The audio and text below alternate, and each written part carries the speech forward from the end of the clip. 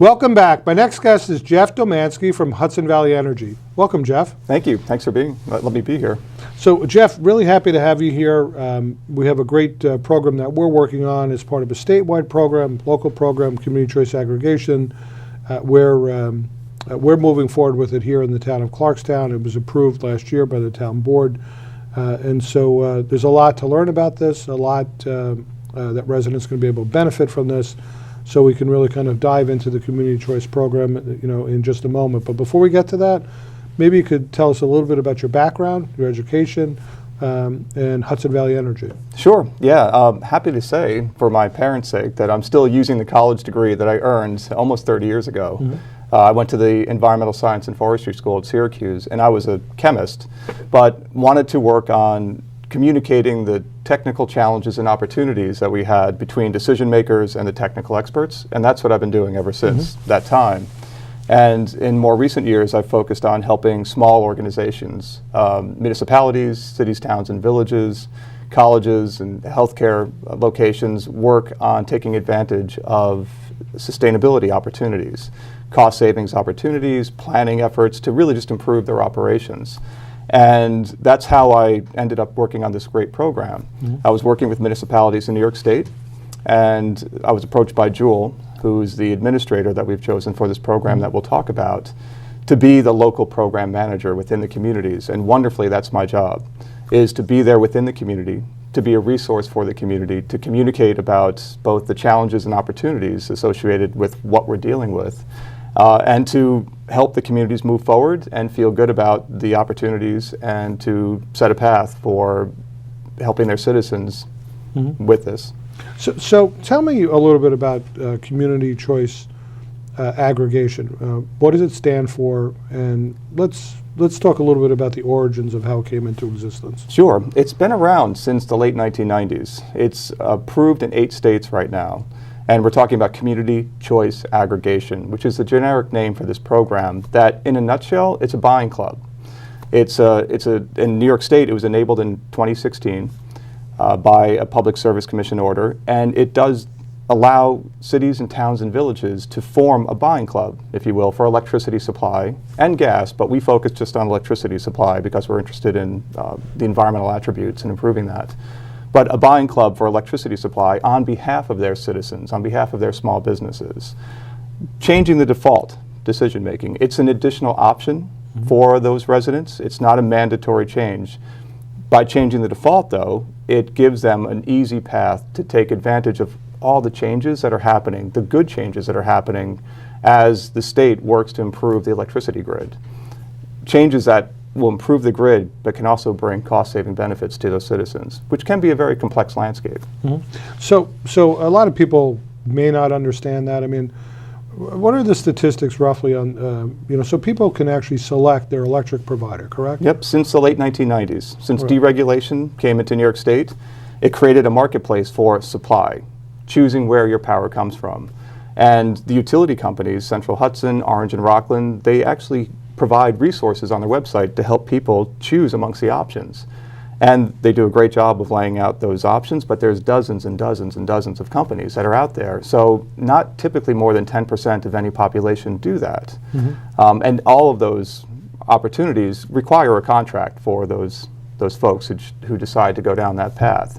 And there's wonderful companies out there, but in the last couple of decades, what I've learned is that if you haven't had a bad experience with one of those third-party supply companies, you know somebody who has. Because while there are wonderful companies, there's a lot of bad actors in the marketplace.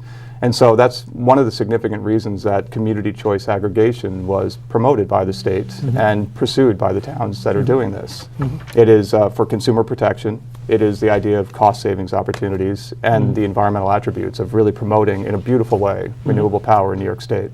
Right. So let's talk a little bit just statistically. So what's the rough number of people that actually have stayed with Orange and Rockland as their provider? Because the default is Orange and Rockland if you don't opt into a different supplier, correct? Right. So before the program starts, we talked about that open marketplace. Again, not more than typically 10, at most 15% of people choose someone other than having Orange and Rockland make that supply decision for them on a month-to-month basis. After the program launches, that leaves about 85 to 90% of people who are eligible, typically, small businesses and people who are eligible. We find in the program, it is an optional program. It is odd in that it's allowed to operate because it is a public benefit. We only proceed if we get a price that's better than the 12-month average from the utility. Because of that, it's allowed to operate as an opt-out program, meaning they have to say, I don't want to be part of this. That's odd. But wonderfully, most people, when they understand what the opportunity is, about less than 10% typically choose to opt out of the program. So you get 90% of eligible customers typically staying in the program, which they can exit at any time. That's another part of the consumer protection aspect, is that they have complete flexibility.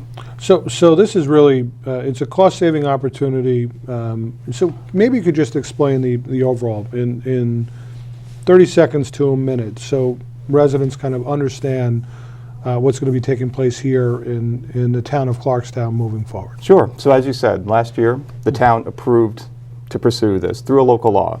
Step one. Step two, pick a team to support the administration of the program. That is Jewel Assets, a company based in Westchester, and I'm the partner. I'm a nonprofit that's going to be the local program manager. Now what we're doing is educating people. We're in the outreach phase to let people know about the program. And soon, we're going to, working with the other partner communities, which are Orangetown, Upper Nyack, South Nyack, Nyack, and the village of Haverstraw currently. Together, we're going to issue a request for proposals to suppliers, telling those suppliers, give us a price for 100% renewable energy, and likely a non-renewable option as well, that is less than a 12-month average from Orange and Rockland Utilities for supply. Once we get that price, probably about April-ish, probably could be May, we will issue a letter on, actually it will come from you and all the leaders of those towns explaining what the program is, saying this is why we're doing it, these are the rate options, this is how you can get out of the program if you don't want to participate in it. And then they'll have that choice for a period of time if they don't ever want to be part of this. But then the program will eventually launch, and what it does, it just changes the supply line item on their Orange and Rockland bill. So this is all done in coordination with Orange and Rockland. It's one of the main questions that we get is, are you replacing my relationship with Orange and Rockland? And we're not. This is based on the same deregulation law from the 1990s, where it's a line item change on the bill, so logistically nothing changes for those customers. And the goal ultimately is whatever supplier is ultimately selected for the source of the energy, that it's going to be a cost savings for residents. So residents, eventually they're going to receive a letter from the town, and it's going to say, dear Mr. and Mrs. Smith, this is the program, this is what it is, and there'll be projected savings that they'll be able to receive within a fairly quick period of time over the first year and continuing forward. They'll be able to opt out at any point. So residents, without having to do anything, are actually going to be saving money moving forward with this program.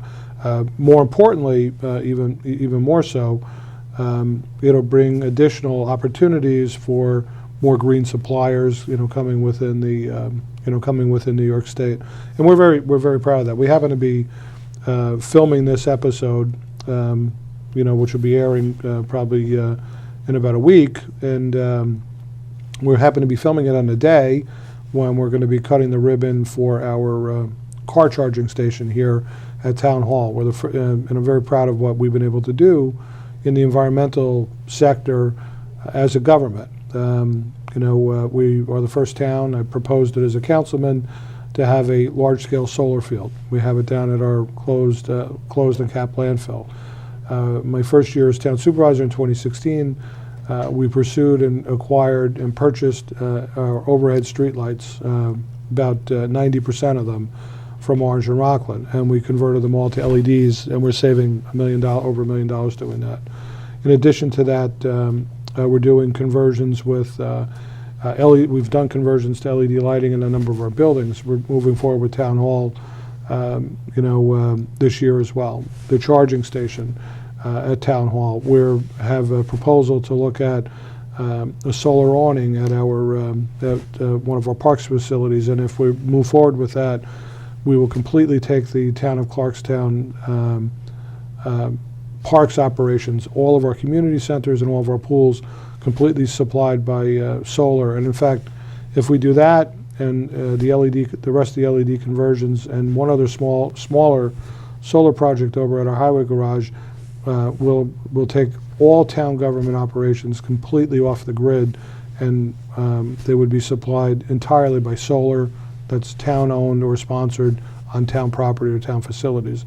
So we're committed to really trying to do the right thing moving forward, and we're also saving money doing it at the same time, which has kind of helped us. But this is a great program. There's a lot of bells and whistles, a lot of moving parts with it, but in the end, to sum it up, it's really an opportunity for cost savings for the residents, and they really don't have to do anything because the town's doing it all in the background. That's right. It's that win-win scenario. It is this ability to save money while also promoting renewable power only from New York State in a consumer protection model where there's no contracts, there's complete flexibility in this, and it's a fixed rate for a fixed period of time with notice for these citizens to know exactly what's happening.